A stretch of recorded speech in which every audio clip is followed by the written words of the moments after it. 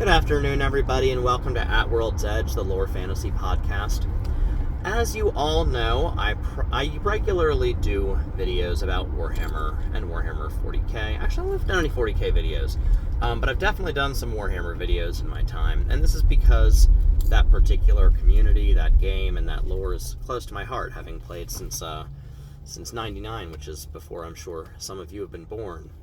I've been listening to a lot of podcasts over the last few days, which have been pretty disturbing as far as this controversy, I'll put quotes in that, about female custodes and how lore is sacred, and I gotta tell you, that's all BS. There's definitely a place for canon and not canon in the world, in the worlds that we all enjoy. But lore has to change, and it has to change to follow its crowd. There is no art, there is no commercial products, there's nothing in the world that exists in a vacuum. You know, it's all defined, and it all responds to the tastes and mores of the people who enjoy that lore.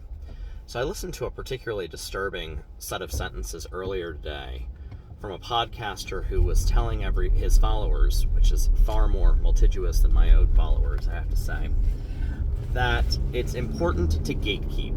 And I think that this word is important to talk about as far as gatekeeping is concerned. Gatekeeping is bad. It is not a good thing. It is not aspirational. It's not something that you should look to or that you should be trying to do. Gatekeeping is when you move to a new area, you show up at a new store to play for the first time and no one will play with you because you're new. Gatekeeping is when you're a brand new player and the existing community makes you feel stupid because you don't know the lore. Gatekeeping is when Trekkies say that, no, that's not real Star Trek. It's when 40k players say, no, that's not canon, and then refuse to play against you because your army is heavily modified. Gatekeeping hurts us all. The community will grow and thrive based on the inclusion of new people. And yes, we definitely want people to come into the game who enjoy the way that it is, but it also needs to change to reflect and grow with the times. So when you hear things like gatekeeping is not a good thing. It will destroy anything that it touches.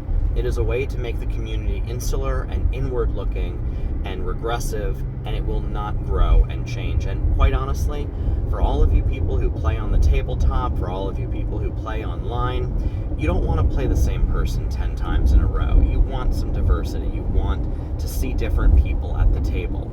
And to do that, you need to have new blood come in. And to have new blood come in, your system needs to be open. So I would encourage all of you, my relatively small number of followers, to not be gatekeepers, to instead be welcoming and invite people into your community who may not have otherwise been there before. And I hope that this time period of feeling like we need to circle the wagons and protect our lore and our games disappears, because in my opinion, as someone who's been in this space for a while now, gatekeeping is only bad. It will only hurt us, and it will only lead to a stagnant and eventually dead community.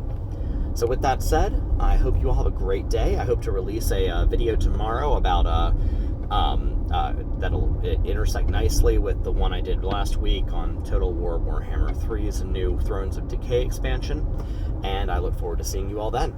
Thanks so much, and you have a great day.